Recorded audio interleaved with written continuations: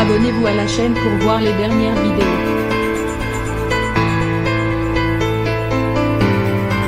Il y a des France-Italie qui laissent des traces. Et ce ne sont pas les amateurs de football qui diront le contraire. Combien de supporters des Bleus ont encore en mémoire aujourd'hui la finale de Coupe du Monde 2006? Nombreux sont ceux qui voient leur nuit hantée depuis 15 ans par la sortie de Zinedine Zidane après son coup de tête à Marco Materazzi. Oh Zinedine, pas ça Zinedine, pas ça Zinedine. Oh non pas ça.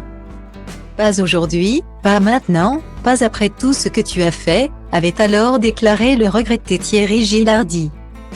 Puis la victoire de la Squadra Azzurra au tir au but viendra sonner le glas et dégrader un peu plus les relations entre les amoureux du ballon rond français et italien. Les occasions de prendre une revanche, récupérer un titre, ne manquent pas.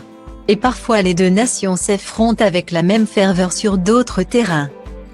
En mai dernier, c'est sur la scène de l'Eurovision que les téléspectateurs ont pu assister à un nouveau match entre la France et l'Italie.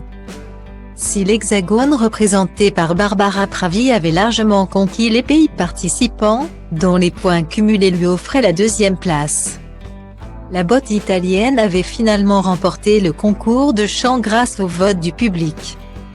Une victoire rapidement entachée par une polémique. Un membre du groupe gagnant Maneskin était soupçonné d'avoir consommé de la drogue en plein direct. Avant que le musicien ne se soumette à un test pour démentir l'information, certains internautes encourageaient la France à déposer une réclamation pour destituer le vainqueur. Un conseil que la délégation tricolore n'avait finalement pas suivi. Si de l'eau a depuis coulé sous les ponts, la rancœur semble tout de même tenace du côté de l'Italie. Dans une interview accordée à 20 minutes, Barbara Pravi a révélé avoir quelques difficultés à promouvoir sa musique chez nos voisins à tel point qu'elle imagine qu'elle ne sera pas invitée au prochain concours de l'Eurovision qui se déroulera dans le pays vainqueur. Ça m'étonnerait que je sois invitée, je suis boycottée en Italie. Mais pourquoi pas? Si je suis disponible, oui, a-t-elle confié avant d'expliquer, pour l'instant.